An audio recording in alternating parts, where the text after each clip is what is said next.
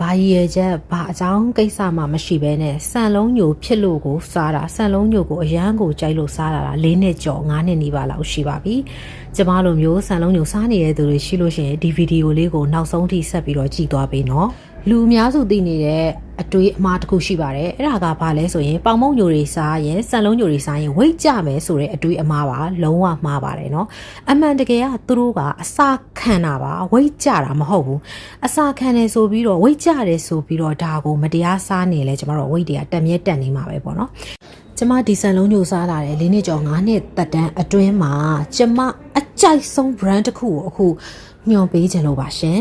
အဲ့ဒီတစိမ့်လေးကိုကျမဘာကြောင့်ကြိုက်လဲဆိုရင်လုံးဝအစီအနှစ်မပါတဲ့လောက်ကိုဖြစ်ပြီးတော့တကယ်ကိုဝိတ်ချမဲ့လူတွေအတွက်အဆင်ပြေတဲ့ဆန်တစိမ့်လို့ကျမယူဆမိလို့ပါကျမကတော့ဝိတ်ကြခြင်းလို့မဟုတ်ဘူးအရန်ကြိုက်လို့စားတာပေါ့နော်အဲ့တော့စားနေကြလူဆိုရင်သူကလေဖွယ်လေးနဲ့ဖွာလေးဖြစ်နေတာပေါ့အကြည့်လိုက်တာနဲ့အစီအနှစ်တွေလုံးဝမရှိဘူးဆိုတာဘယ်လိုပြောမလဲသိတာတယ်ပေါ့နော်ဖွယ်လေးဖြစ်နေတာပါသူ့ရဲ့တစိမ့်က The Little Rice Company ဆိုပြီးရေးထားတယ် Golden Brown Rice ဆိုပြီးတော့ရေးထားပါတယ်အဲ့ဒီမှာကျမတို့ကြည့်လိုက်မယ်ဆိုလို့ရှိရင်အနီရောင်တစိမ့်လေးနဲ့ပေါ့နော် healthier choice ဆိုတာအဲ့ဒါကလေစင်ကာပူ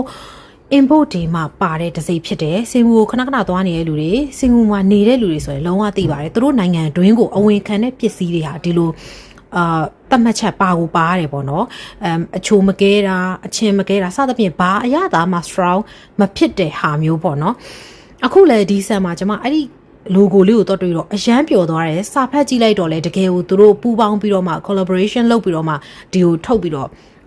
ဒီကိုတင်သွင်းတယ်လို့ကျွန်မစာဖတ်လိုက်ရပါတယ်အရန်ပျော်ပြီးကျွန်မလည်းဝယ်လိုက်တာရွေးချယ်မှုမှန်သွားတယ်ပေါ့နော်တခြားတစ်စိမ့်တွေတောင်ကျွန်မစားချင်စိမ့်မရှိတော့နောက်တစ်ခုကဆန်အရန်တန်တအားတန်တော့အခုကြည့်လိုက်တဲ့အတိုင်းပဲဒါပထမဆုံးရေနော်အမှန်ဆိုရင်ဖုံတွေတွေ့ရမယ်သဲတွေတွေ့ရမယ်ညညညစ်အရေတွေထွက်လာမှာနော်သူတို့ကတန့်စင်ပေးတာဖြစ်နေအဲ့တော့ကျွန်မကြည့်လိုက်တော့ရေလေးကကြည်လင်းနေတာပဲအဲ့တော့ကျွန်မတစ်ခါပဲစေးစရာလိုတယ်ကဲပြီးကိုယ်စိတ်ထဲမှာစိတ်မတန့်အောင်ဆိုလည်းနှစ်ခါသုံးခါသဘောစေးလို့ရပါတယ်ဒါပေမဲ့ဆန်ကအရန်တန့်နေတာကိုကျွန်မပြောပြတာစေးပြီးသွားရင်တော့ကျွန်မတို့ရေဘလောက်ထည့်လဲဆိုရင်ကျွန်မကလက်တစစ်နဲ့တဝက်ထည့်ပါတယ်လက်တစစ်ဆိုရင်ကျွန်တော်တို့ကအရန်မာတယ်အဲ့တော့လက်တစစ်နဲ့တဝက်နှစ်စစ်နီးပါးထည့်ပြီးသွားလို့ချက်လိုက်ပြီးဆိုလို့ရှိရင်တကယ်ကိုအရသာရှိတယ်ပေါ့နော်အရသာရှိရဆိုတော့ကျမတို့ကစားနေကြဆိုတော့စားတတ်တယ်ကြိုက်တယ်ပေါ့နော်ဆန်လုံးညိုတချို့ကြောင့်လည်းမာလို့မစားနိုင်ဘူးဆိုတော့ကျမတို့အရန်ကြိုက်တော့သူ့ရဲ့ဒီအစီအနှစ်မပါတာတွေဖွာပြီးတော့ဖွယ်နေတဲ့ထမင်းလေးကိုကျမအရန်ကိုသဘောကျတယ်ဆိုတော့ကျမဒီတစိမ့်ကိုတွေ့ပြီးတော့နောက်ပိုင်းမဝင်มาတော့ကျမကြောက်နေတဲ့အဆင့်ဒီဖြစ်နေတာပေါ့နော်အရင်ကစားခဲ့တဲ့တစိမ့်တွေနဲ့ဘာမှမဆိုင်မင်းနဲ့လုံးဝကိုအစီအနှစ်နဲတဲ့ဆန်ထမင်းပေါ့နော်တကယ်ကိုကျမအရန်စားပြီးတော့သဘောကျတဲ့အတွက်ကြောင့်စီးကြိုကြောင်ပဲဖြစ်ဖြစ်ဝိတ်ချကြလို့ပဲဖြစ်ဖြစ်ကျမလိုဘာအချောင်းပြချက်မှမရှိဘဲနဲ့ဆန်လုံးညိုကြိုက်လို့စားနေတဲ့သူတွေပဲဖြစ်ဖြစ်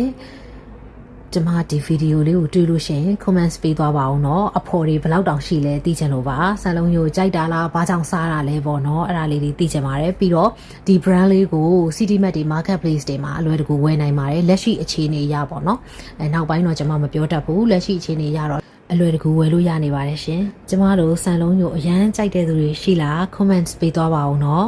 ဘာကြောင့်စားတာလဲစီးကြိုကြောင့်လားဝိတ်ကြခြင်းလို့လားကျမတို့အကြောင်းပြချက်မရှိကြိုက်လို့ကိုစားတာလားဆိုတာလေး comments မှာမျှဝေပေးသွားပါအောင်ရှင်